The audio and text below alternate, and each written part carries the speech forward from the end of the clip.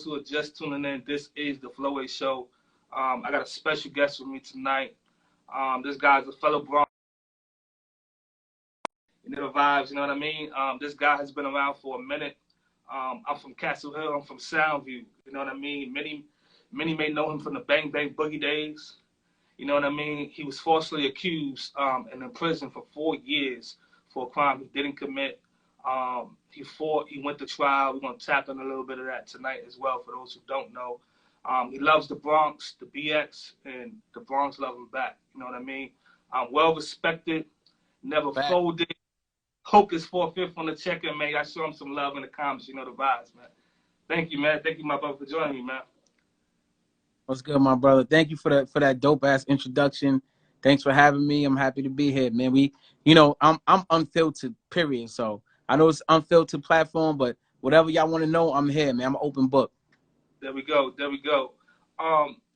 Like I was saying, many people may have known you from the Bang Bang Boogie movement, you know, which consisted of yourself, your brother S1, my son, Lord Tariq, and a few other guys. You had a major movement. And Cuban Link. In New York City. You know, you guys were co-signed by 50. You know, you had a big splash going on in New York, featured on Billboard, you know, et cetera, right? And then the indictment came. You guys got indicted.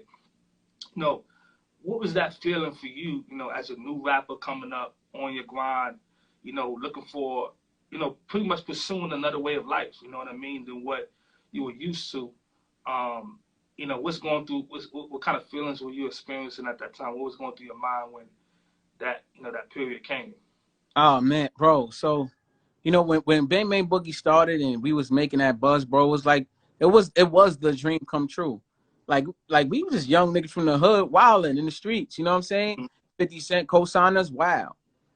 We doing big things, and, you know, we was about to go. Like, you know, Steve Rifkin and a few other execs was interested in us in our group and what we was doing. And it hurt, bro. When we got indicted, it was like my dream was snatched from under my feet. It's like the rug was snatched from under my feet, and it bothered me a lot, bro. You know, it hurt. It hurt really. It bothered me, bro. It bothered me a lot. And you know, that's all I could say about it, man. I had to sit there and fight for my freedom. I couldn't think about music and none of that anymore. I barely wrote any rhymes in jail. I was just, you know, focused on fighting for my freedom and shit. You know, and that's kind of like the flip side, because most of the time when people go, right, people get locked up, they be like, yo, I was writing, I was coming up with dope ideas and all that stuff. And reality is, man, you fighting for your life. So it's like, how could, you know, and to each his own, not to knock anybody, but, you know, I just think, like, if I was in that predicament, I wouldn't be thinking about nothing else but my freedom. You know what I mean? But getting back home to my family. And once you get back home, you can continue to do what you love to do. You know what I mean? You know, you've been pretty much open about, you know, how you grew up and where you came from, and pretty much being a product of your environment, you know, like most people are, you know, who grew up in the hood struggling pretty much to survive, right? And sometimes making poor decisions. You know, so you get locked up, you know, you take it to trial, and then what happens next for you? Oh, I get locked up. I take it to trial, and I end up being trial. I sat on Rikers Island 4 years. I waited my day. I had no bail, so they kept me on Rikers Island with no bail. And eventually, I would go to trial, and I would win. You know, and you know, after 4 years and 3 months, and I was acquitted on 12/12/12. You know what I mean? December 12th, 2012. If you're in numerology, then that should mean something. That's the universe talking to you. You know what I'm saying? Right. So that was a special day for me and a special day for the universe. 12/12/12. What can I say? You know, after that I came home and I jumped right back into the music. It was hard. It was, you know, it was hard struggling and trying to get back to it. But I'm sure you got some questions for me about that. I don't want to jump the gun. I don't know where you want to go next. So you come home, right? Your brother comes home, but your brother S1 doesn't. Right. So you know, that's kind of like a bittersweet moment, right, for you, because you guys were pretty much coming up together, doing this thing together. You know, how's he doing now? I know he's still behind bars and sings, but how is he doing now? He's good, man. He's on his way home. You know, S1 got the bad end of the stick. He blew trial, got 19 years. Out of that, you do, you know, if you get your good time, you do 16. He got 14 in, so he be home, and it's a possibility he can make it home this year. You know, and if not, then he, you know, the most 2024. That's right around the corner. So, you know, he just doing him, working out, doing what he got to do, staying focused, you know, focusing on some businesses that he want to do when he come home. And I want him personally to tap back into the music because he was the Nas Jay-Z of our era, but he got caught up in the situation, so the world didn't get a chance to see that. So I want him to come home and really show the world, you know, his talent. And he wants to too, and I hope he does when he come home. Wow, man. We wish him the best. And, you know, we send him our prayers, of course, and we look forward, man, to that day that he's released for sure. You know, I saw recently you had spoken to Fat Joe. And I know you guys had shout out to Joe.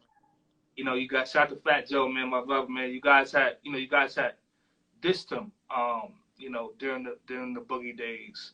You know, and sometimes, you know, as people, right, we just be like, we just let things go. You know what I mean? And we never have a conversation. We just move on. Ain't no beef or nothing like that, but we just leave shit alone. That's just done in our culture. Like, you don't speak to me, I don't speak to you. You know, how important was it for you to kind of talk to Joe, right? And just pretty much repair, you know, whatever had went wrong, or just have a clarity conversation.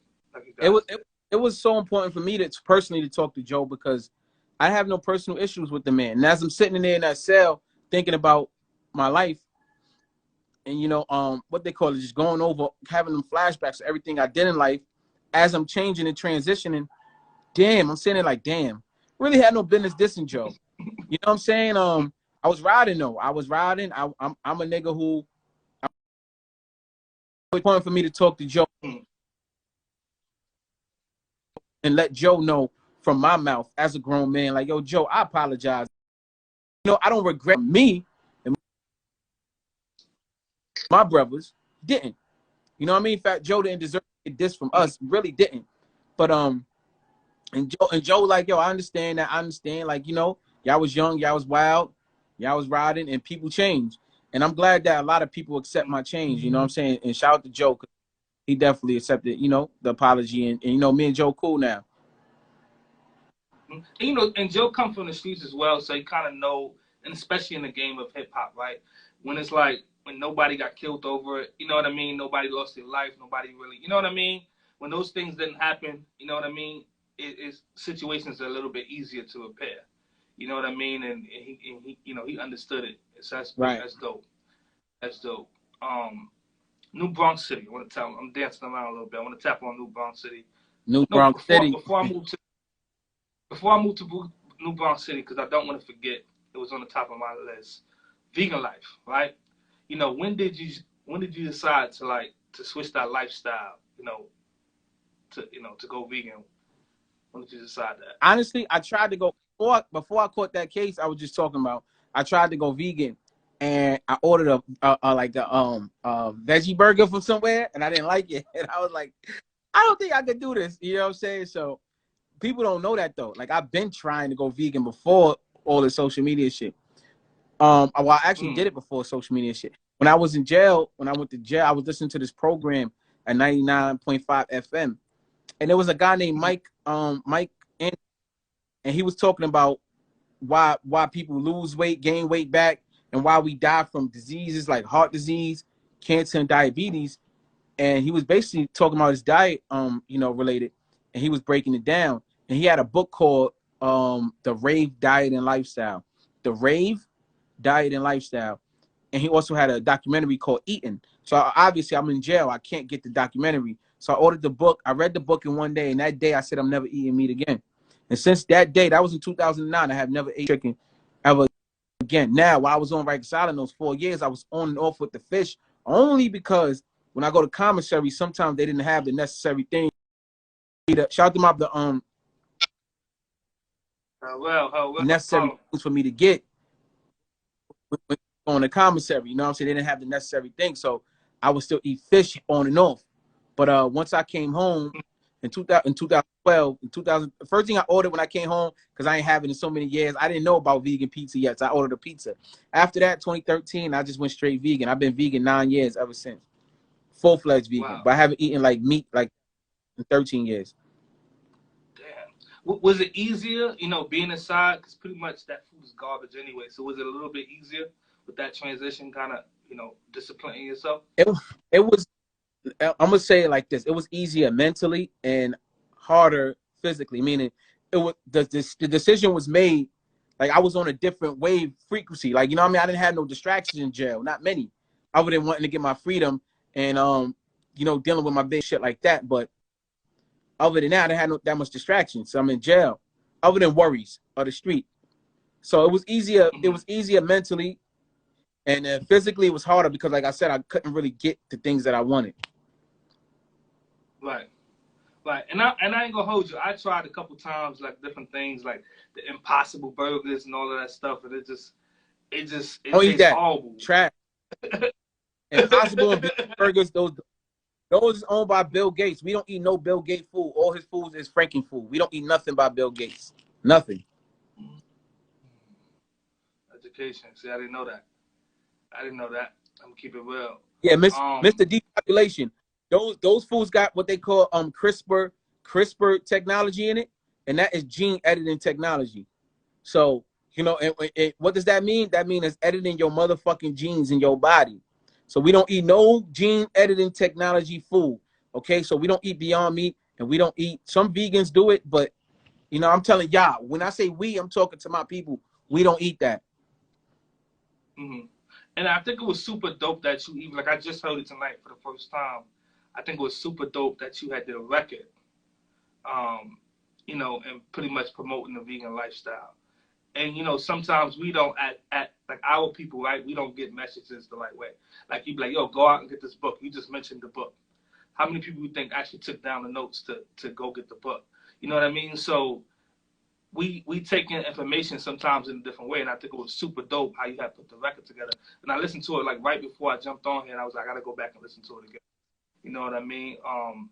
You know, to consider making a change in my lifestyle as well, man. So thank you for that, Hope. What's the name of the book again that you got read? The Rave, Diet, and Lifestyle. The Rave, RAVE, Diet and Lifestyle by Mike Anderson. Mike Anderson. That book changed my whole trajectory. It was many other books I done read too, don't get it wrong, but that was the one that changed my whole trajectory in diet. Got you. Copy. All right, so New Bronx City, right? Yourself, my son, Fred the Godson, rest in peace, our brother Fred. P, Dice Peso, who else was up that? Hattie Wax. You know, y'all got together, right? And y'all had formed another movement, and you guys were shaking in the city, you know. And I thought that this one was the one for the Bronx. I thought you guys were gonna be out of there, you know, out of here with that. And you know, you guys released a couple records. The things kind of folded, you know. What's the brief? Like, what's your take on? Or you think that why you know you guys didn't move the way you should have? We was all doing our own thing. We all had, you know, our own thing going on. Nothing really. We all brothers still, so it wasn't like no real fallouts. It was just we couldn't get like things done at the same time. You know what I'm saying? So it's like we did that one freestyle that got about 2 million views on YouTube. Then we did a joint with K Slay, another joint, you know, and me, Dice, Hattie did another joint. So it was just like we was just moving around, maybe going through our own different things at that time. You know, before, you know, rest in peace, Fred. Before he died, we was ready to put out another freestyle. We was going, you know, I think that's something that we should have kept going. That would have been big, even if it was just bars. We kept doing like that because the Bronx loved it. You know, they wanted it. Obviously, got all them goddamn views. The people wanted it and loved it. You know what I'm saying? I think they probably still want it. You know, that's something that maybe, you know, we need to talk about and need to do again. Yeah, I think it was dope, and I think that's something. Definitely, the streets want it, man. The streets want it. You know, what's your speaking of music, right?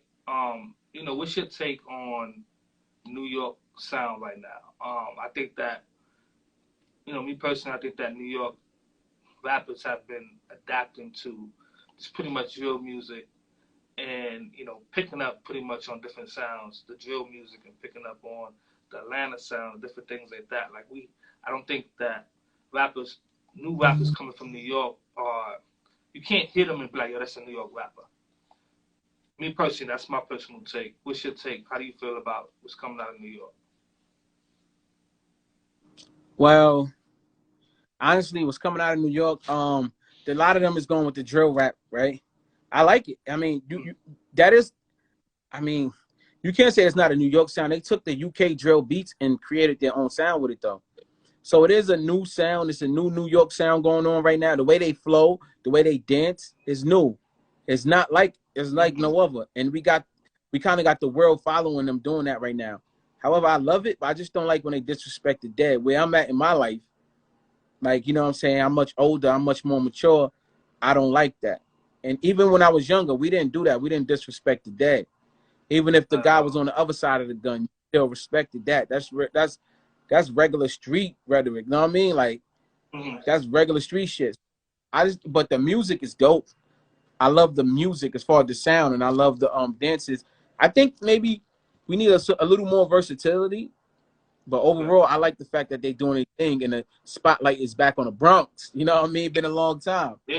You know, out the K-Fly, Dougie B, and everybody else that's doing a thing in the Bronx. All of them, Yes G's and Shy EK, everybody, man, that's doing it. You know, as long as, you know, I know a lot of these dudes beefing D-Thing, shout out to him. Yo, but they making a way. Y'all need to understand that. One thing I want to say to young dudes in the Bronx, y'all are creating a lane that 10 years from now, y'all going to be like, damn, we had it. No. Don't say, damn, we had it. Say, damn, we got it. Let's go right now. Y'all got it. Little dude named Yes, him out there. I like him. Y'all got it. Movement that's fucking shaking the world right now.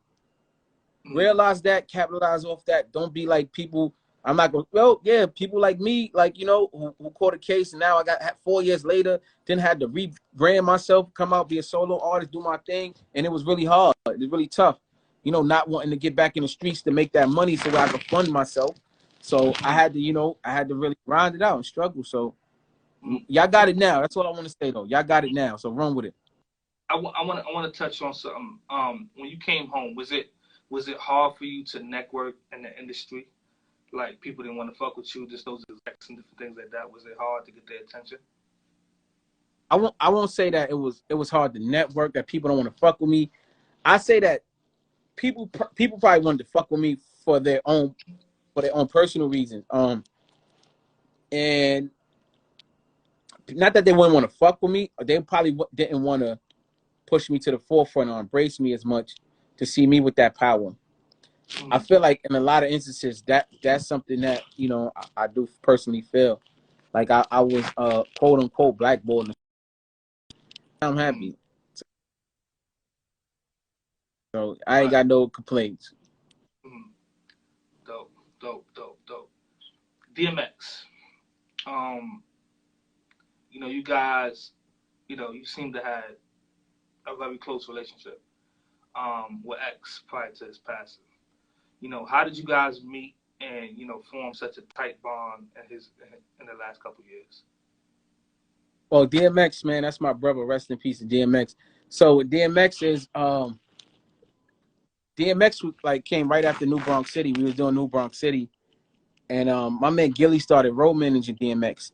So I came out with this song. I'm from Castle Hill. I'm from Soundview, and Gilly would keep it on his ringer, and every time his phone ring, that song would come on.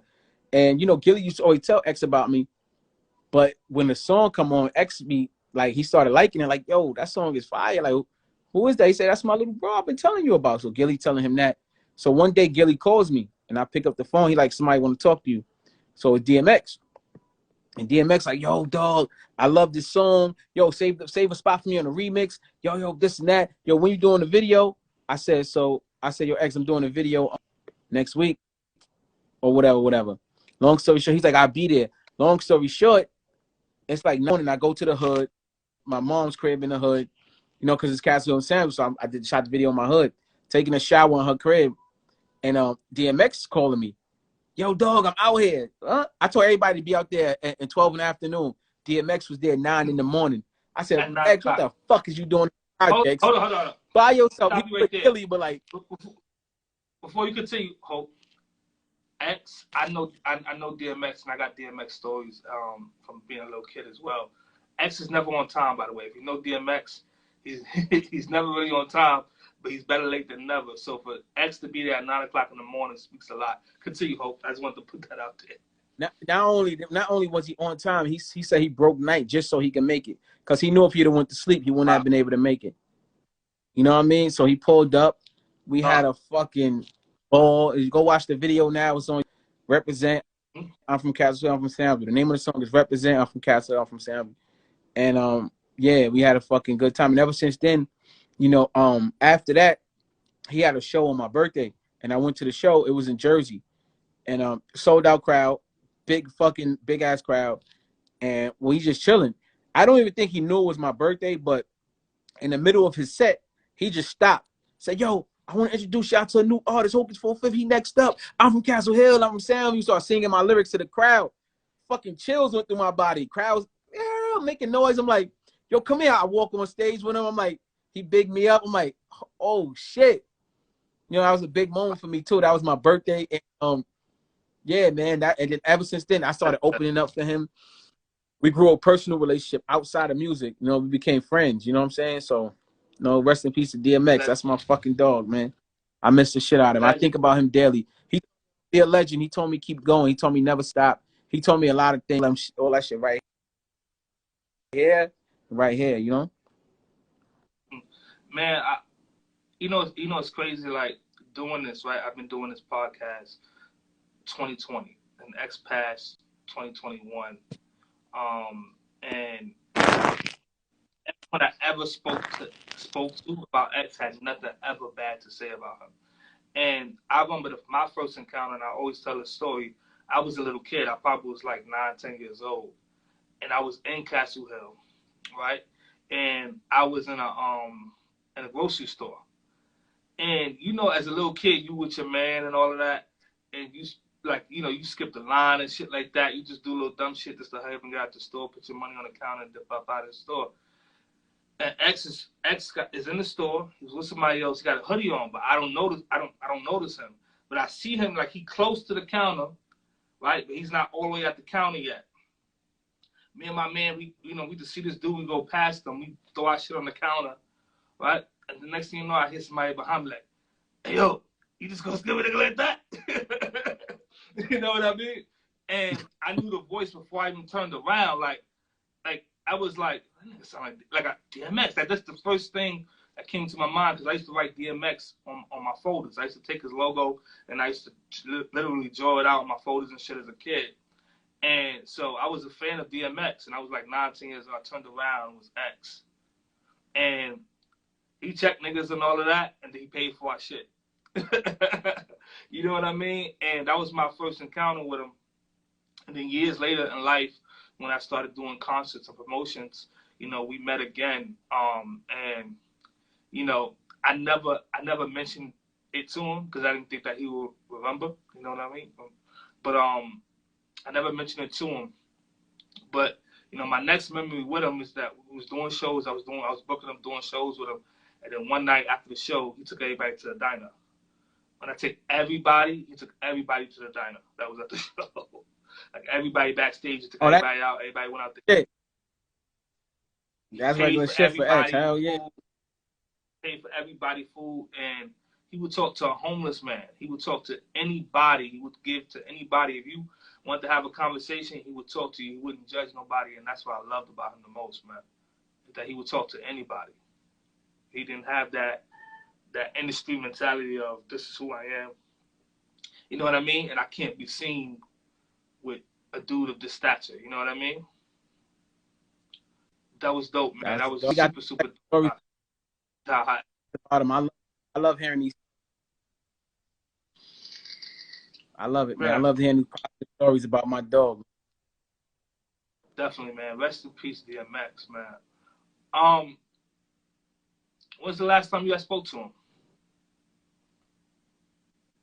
It's like, about 2 to 3 weeks before he died, I was with him. I was out here in Atlanta, and we was in a club together, and we went out. We had a fucking hell of a time, like always. There's never a dull moment with him. I mean, I never in my life of DMX had a dull. I mean, not a dull moment. It's always exciting. Always. Like, the nigga's different. Right. Anyway, we had a good fucking time, and the day before he left, so we went out, and then that morning, right? We went home that morning, right? But that same morning, he called me, and he was like, "Yo, Hope, I got something I want to talk to you about."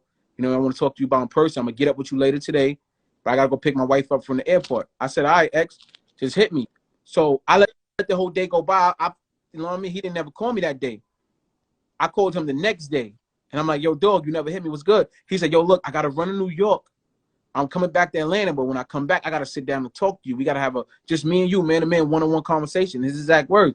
So I'm like, yeah, whenever, dog, just whenever you get back. And 2-3 weeks later, he died. He never made it back. So I never got a chance to have that conversation, bro. I'm about to start fucking tearing, bro. I never got a chance to have that conversation with him, you know? And that bothers me a lot. You know what I'm saying? Like, I want to know what he had to tell me because he wanted, you know, but. Damn, man. Right. Shit. Yeah, I really want to know what he had to tell me. You know, I know he definitely, it probably had to do with some business. I know, but prior to that, he had told me he was starting his label. You know, the album that came out, he definitely wanted me on there. He wanted me on a song with Nas, the one he got with Nas. He got 2 with Nas. It was one of them. He wanted me on there. I heard the album before it came out.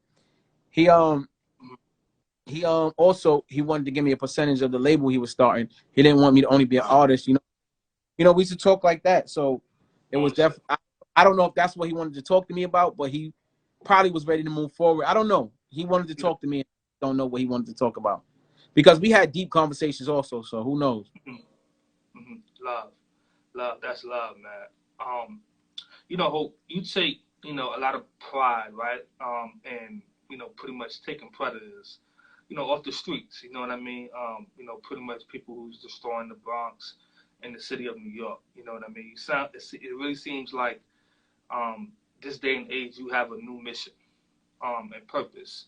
You know what I mean? A lot of times, you know, I learn about a lot of shit from your page, gang. I ain't even gonna hold you like, you know what I mean? People don't watch the news like that, you know what I mean? This shit is depressing, you know, and I follow you, you know what I mean? Like other people do, and a lot of times we learn about a lot of shit from your page. You know, how important is that for you, just to pretty much like shed light on what's going on in the Bronx and just trying to using your voice to make the difference? I mean, it's pretty important, bro, because you know we got to highlight these things because they're not being highlighted. You know, not the old cliche police our own community, but yeah, police our own community because it's a lot of women right now, kids that's being unprotected, and it's not safe out there, bro. It's crazy. The crazies are on the street. They outside. We see it every day. They're sexually assaulting women. They out there harming kids. They out there doing whatever they want. They on the train violating. Yo, when I seen a video of the guy on the elevator with the girl, and he backed out the knife on her. Man, when he pulled out the condom. Yo, bro, I want like this. I want to do something to him so bad. Like you a professional rapist. You pulled out the condom, my nigga. Like, oh my, yo, bro.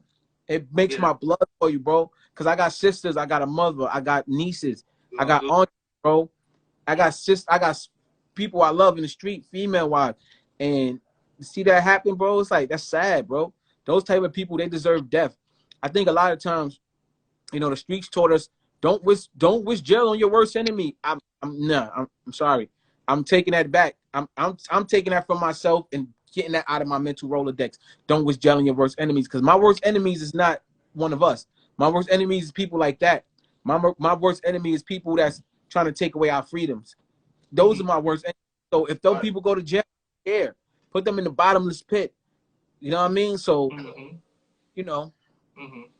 You know, the other day, right? Someone had left a comment on your page, you know, and I think they said something like, you know, you don't post anything with a positive nature to it.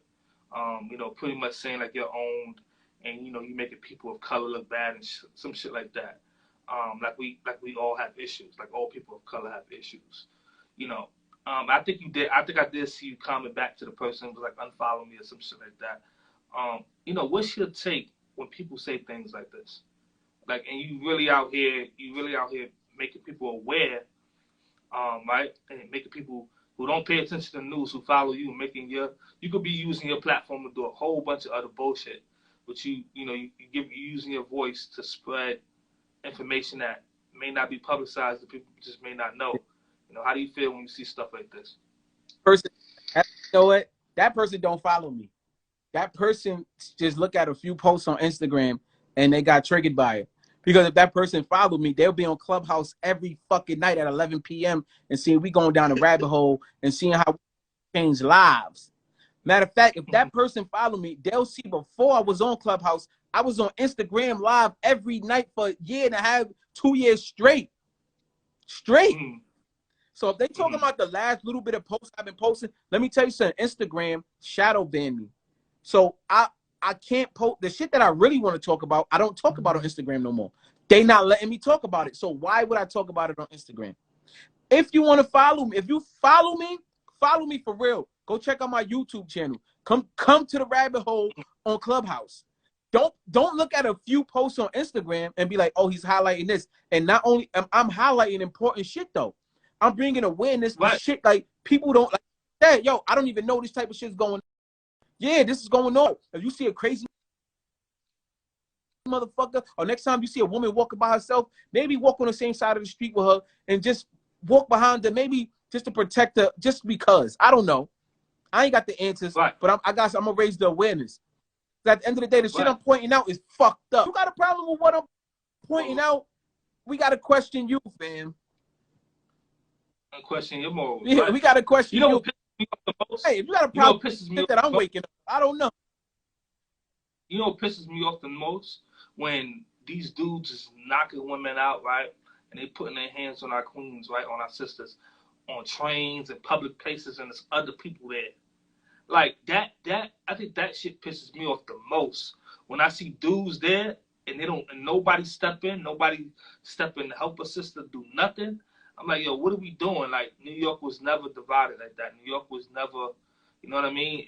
It just wasn't. And I think that, people just don't care anymore, man. And, something was instilled in us that was different growing up, that you always protect. You protect your mom, you protect your sister. You don't care how big the dude is, how, you know what I mean? Who, when, what, where, why. If somebody come for yours, somebody come for anybody, any sister, any especially our people, you know what I mean? We protect them, and it's just that's just not the way the streets is right now. No, it's definitely not, bro. They took a lot of us off the streets, the OGs, bro. Like, I definitely think my era was one of the last era was with those morals.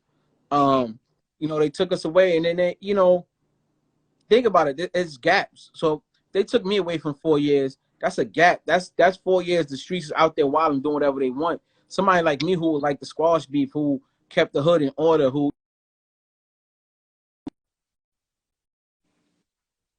on their place, who had those type of, no woman, no kids rules, and now it's like a free for all. And a lot of the OGs, either they in jail, they don't want to be bothered. Nobody wants to, deal with ignorance. So it's kind of fucked up. So I do my thing from a distance, like I do on social media. Not only that, I mentor kids.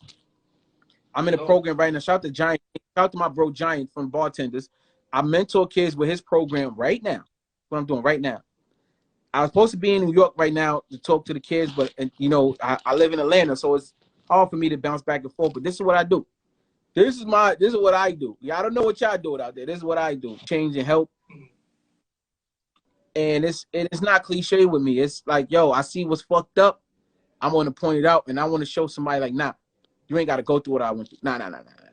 You about to go sit on right silent for 4 years, bro. Like, listen to me. Like, you know what I'm saying? Like, you about to go sit up. It don't matter for the body or not, nigga. You about to go sit up. So, even shout out to K Flock before K Flock got locked up. Yeah, I used to talk to K Flock, and I used to give him, as a big brother to a little brother. I talk to K Flock, and he'll tell you he didn't. You know what I'm saying? Like, he done told us before, like, yo, big bro Hocus always giving me positivity, and and the fact that he told her that and she told me that was good, because that showed me that my words were sticking, and that's all I want to do is plant the seed. So I know he in jail right now thinking of a different plan. You know what I'm saying? Because when you in there, nobody wants to sit in that bitch. Like, I don't give a fuck what you doing. When you in there, you like, I got a gunner move there. So shout to him. Shout out to all the fallen soldiers, and shout out to the soldiers that's sitting in the pen right now. Shout out to all the soldiers in the street.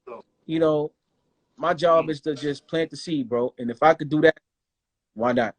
If you hating on that, like I said, I gotta question you because you got a question. You got a question. The way you moving. You know, I think it was really dope how, you know, Jay Prince, and I spoke to him a while back as well. How Jay Prince had went and put the word out, for YBN or Almighty J, right? To get his chain back. You know, after it was taken from him in New York. You know, and many people could have stepped up, right? Many people could have stepped up and went and made a call and went and made a move. But you did. You know, what pushed you to kind of go and make that decision? You know, something that pretty much didn't have nothing to do with you, but just really go tap in, see who got it, and literally retrieve it and then deliver it to him. I think that was super manly. I think that was boss. I'm gonna be bro. But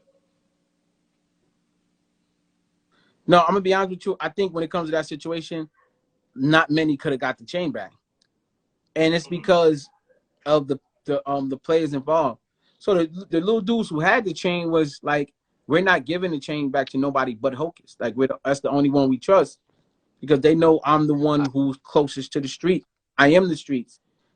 Other than, you know what I mean, there are other rappers on that who've been in the streets, but like I just came home from, I just beat a indictment. Like, you know what I'm saying? It's a little different. You know what I'm saying? So it was based on dudes who had the chain. And it was like, yo, we're going to get a chain back, but we're going to give it to Hocus. If Hocus don't come up here, we're going to throw this shit in the Bronx River. And me being who I am, I'm like, now I'm going to make peace. So everybody who feel like, because I heard the stories, nobody really said it in my face, but Hocus should have held his nuts. Hocus should have never gave the chain back. Who the fuck is Jay Prince? Yo, I'm doing the same shit now. At the same time, right? And then it's like you from the Bronx at the same time. So it's like, what are you going against your own? You know what I mean? To look out for these niggas. You know, that's how some people may have looked at it. No, I didn't. They could have looked at it like that, but I didn't. How did I go against my own one? If you look at the text that I text back to him, I actually went against him. But when it came down to the chain, the little dudes like, yo, hey, we don't care about giving this shit back. If it's gonna make peace, if it's gonna, you know, after it was explained to them, they was like, all right, here, take the chain back. So me giving it back to him, it could have been an East Coast down South thing, and it would have been. You know what I'm saying? It would have been some fucked up shit. Like, niggas gotta travel to make money. I have rappers and all that hitting my phone, like, yo, look, we gonna have to deal with this on the road. Not these little niggas. Like, we ain't scared, but like, for what though? Punk ass chain. So, you know, to me, I think I made the right decision. Not only that, you know, Jay Prince is now a friend of mine. You know what I mean? You know, shout out to Jay Prince. That's what I say, mob ties. I fucks with him. I fucks with him. I fuck with Jay Prince Jr. And it's all love, man. You know, I made peace, and and I was put in a position to make peace, and I did that. And I felt I did the right thing. Why don't y'all niggas do what y'all want to do and let my nuts hang? Like, y'all gonna do that. I just came over doing that time with me. Y'all niggas ain't doing that time with me, nigga. Y'all niggas ain't picking up y'all guns and going to war with me, nigga. Fuck out of here. Think I care about y'all? I come from what y'all come from, so whatever smoke is smoke. But y'all niggas ain't fucking doing no time with it, nigga. Fuck out of here. You know what I'm saying? I think it was real talk though. Niggas, they want to talk what Jada said back in the day. Bunch of water kids. Never did when it go down, but always talking about what I would have did. Like, fuck out of here. Y'all know what y'all would have. Y'all wouldn't have been able to get the chain back because the little niggas who wouldn't have respected y'all to give it back. How about that? How about that? They wouldn't even respect y'all to give it back, nigga. Get the fuck out of here. Because a chain don't come back as putting pressure. A chain come back only if a nigga wanted. Because ain't nobody taking a chain and just, oh, my bad here. It don't work like that. My bad. No, right. It's not happening. It's not happening. It's not happening. You know what I'm saying? At all, man. Very honorable, very respectful. You know, just yesterday, right against the round, just yesterday, I saw that, you know, Wack100 had pretty much said that you were one of the top 5 creators on Clubhouse. And, you know, I know that y'all been having y'all back and forth and y'all issues and everything on the internet. We've been seeing how that played out. Do you think the situation, right, because at one point you guys were cordial and you may say cool, do you think the situation can ever be resolved, like talking it out as men between you and Wack? Of course, yeah. Look, bro, where I'm at in my life right now, bro. Of course it can. It ain't that serious. Like, like I don't hate Wack. Like even for Wack befriending 6ix9ine, that ain't none of my business. I think it's Wack. I think that I would never do it. That's his business. If that man want to do, that's what he want to do. So it was never about that. And so as far as can we ever patch it up, I ain't got no real issues with that nigga. I told him I was cool with him. I told him like a brother would tell another brother, I don't like what you're doing, and this is why I don't like what you're doing. And I said it publicly. I put it out publicly. So at the end of the day, he got mad at that, and then he started banging on me. I banged back on him. I'm not gonna back down. He not gonna back down. We both two niggas from the streets, and we gonna let our nuts hang. But at the end of the day, do I hate the nigga? Is it that serious? It really not. Like I'm just living my life, building my brand, doing what I'm doing. It's not really that serious to me. Like it's not. Like you know what I'm saying? It's not that serious to where it's like when I see I'm yo, it's up in the air. It's like I'm not thinking about him, and I'm pretty sure he probably feel the same. Whatever. I was cool. Hope we had a fallout. My life don't change. His life don't change. That's how I feel. So I don't know how he feels. It's what it is. Music. When can people expect some new music? Yo, everybody been asking me, man. I'm sorry. I've been neglecting my music fans. I got y'all though, man. I got y'all. I got y'all. I just focused on I've just been focused on other things, man. I got some new music coming. I'm about to get back in the studio. I promise y'all, man. Like I missed the studio. Don't think I don't miss it. But I'm just right now, you know, I'm actually right now in the studio with my artist right now. She's working in here, we're cutting some records. Got Raz B in here, B2K. Shout out to Raz B. You know, he you know, shout out to Raz, man. Yeah, he wrote a few records. Towards the end of the interview, I go out there, you know, and go, you know, make sure he say what up or whatever. But we in here now working and shit. So, you know, I got artists to work with. I got, you know what I'm saying? You know, what's some of the artists you manage, Hope? What's some of the artists you manage? Well, one name is Mulani. That's the one we're here right now. She dope. She plays the violin. She's a singer. She's beautiful. She got the total package. Go click the link in my bio. Her profile's in my bio, her Instagram. And also Paris Rose. She's a rapper. I'll say a mixture of J. Cole with a Lauryn Hill, but she's light-skinned, beautiful, and her fucking bars is fucking ridiculous. This girl is amazing. You know, she's not here right now, but yeah, she's from Virginia. Mulani's from Cleveland and Paris. Yeah, the one I was talking about, that rap.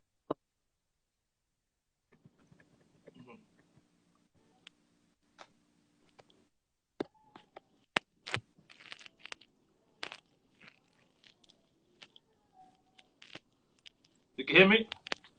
Yeah, you paused. Yeah, there you go. Now I hear you. Okay. Service a little bit. I don't know. Shout them out one more time, just for the people that didn't get it. Oh, Paris Rose, she's from Virginia. Her Instagram is in my bio. And Mulani, she's from Cleveland. She's the singer. Paris Rose is the rapper, and they both dope. Their talent speak for itself. So go watch. That's what I'm gonna say. Go watch. I'm coming. I'm not playing. You know, you know, and you don't see me posting much because I don't really like to tell a lot of people what I'm doing because people be hating. You know what I mean? So I'm behind the scenes now, just working. That's working. Move quietly, move in silence, living your life. That's, you know what I mean. That's what it's about. You know what I mean? You know, Hoke, I always ask everyone right on the wrap up. You know, what do you want your legacy to be? What do I want my next what? What do you want your legacy to be? Oh man, damn, that's a great question. That's a great question. You know, it's gonna be what it's gonna be, but how would I want to be viewed as someone who overcame his adversities and used his adversities to help other people and to help change this world to be a better place. Who someone that some people could look back on and have a how can I say, sort of a manual on what to follow and what not to follow. Like this guy lived his life like this and he changed it and he became this, and you know, and it helps people. You know what I'm saying? It help people grow. That's what I want my legacy. But I want to help people grow. So I want to leave a legacy where even when I'm not here, people are still listening to my recordings, not rap, just talking. People are still listening, following certain doctrines, whether they from me or not. Whether it can be doctrines that I recommend. I just want people to carry the torch, you know what I mean, that I'm carrying and take it way further. DMX told me God told him to pass me the. I was on my mouth. He told me God told me to pass you the torch. So I want to pass the torch and have somebody carry it. And you know, I know where my brother heart stood. I know what he wanted for this world. I know what he wanted to say to them because he told me. And I just want to have a legacy like that where people can something people could follow. You know what I'm saying? Some people could follow and they can help other people. That's it. Dope. That's what it's about.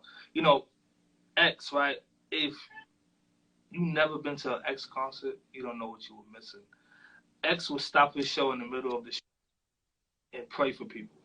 He will pray for the crowd. He will have thugs, no matter where you was from. You from the street, some of the biggest dudes in there like this, balling in there praying. Yo, bro, it's the first I mean? time I ever seen. I'm about to say that. First time I ever seen people really cry. Oh my God, white girls in the front. Oh my God, crying. Oh, first time I ever seen it. You know, shout out to my brother X, man. Yo, I'm telling you, he would stop the show in the middle of his show and pray for people. Man. I remember we was somewhere one time and he was backstage and he was like smoking a cigarette. He was on the mic. He was just doing and it was going crazy. He walked out saying the prayer. It was like 2-3 fights that had happened before the show even started. He walked out saying the prayer. He prayed for like 20 minutes before he even did the first song. And, you know, I'm thinking that people going to lose in here, you know, because people want to see you perform. People want to hear that shit, you know what I mean? And they didn't. People stood there and they prayed with him. Hey, check it, man. Different, man. I've never seen nobody have that kind of impact. And I mean, gospel artists, I've never seen nobody have that impact on a room full of people the way he did and be able to move people like that. That shit was super dope, super amazing, man. But word. Thank you, Hocus 4/5, man. This is the FloWay Show. I hope that, you know, through this live, thank you, man. Just thank you. First off, thank you for coming on here, agreeing to do this interview, and being 100% real authentic. And, you know, this show is not about me. It's about giving you your flowers at the same time, giving you the respect and your just due while you're still here, giving you your flowers and tell you that we appreciate you and we see what you're doing. And I love to see somebody that come from where I come from really, like, show what life was like for them and show the difference and show growth at the same time and educate people on the way. Because a lot of times you have people grow and people be like, fuck y'all niggas, you know what I mean? fuck you, I'm keeping the move, I'm doing me. But you stopping along the way and trying to pull people